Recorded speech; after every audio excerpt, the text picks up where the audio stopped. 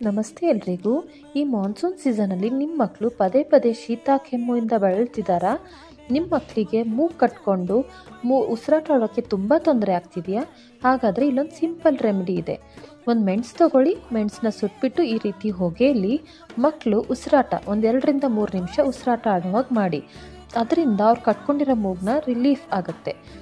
ಇಲ್ಲ ಮೆಣಸು ತುಂಬ ಉರಿ ಮಕ್ಕಳು ತಗೋತಿಲ್ಲ ಅಂದರೆ ಇನ್ನೊಂದು ಟಿಪ್ಪು ಇದೆ. ಅರಿಶಿನ ಬೊಟ್ಟು ತೊಗೊಳ್ಳಿ, ಅರಿಶಿನ ಬೊಟ್ಟನ್ನ ಸುಟ್ಬಿಟ್ಟು ಆ ಹೊಗೆಯಲ್ಲಿ 2 3 ನಿಮಿಷ ಉಸಿರಾಟ ಆಡೋ ಹಾಗೆ ಮಾಡಿ. ಇದರಿಂದ ಕಟ್ಕೊಂಡಿರೋ ಮೂಗು ಕ್ಲಿಯರ್ ಆಗುತ್ತೆ.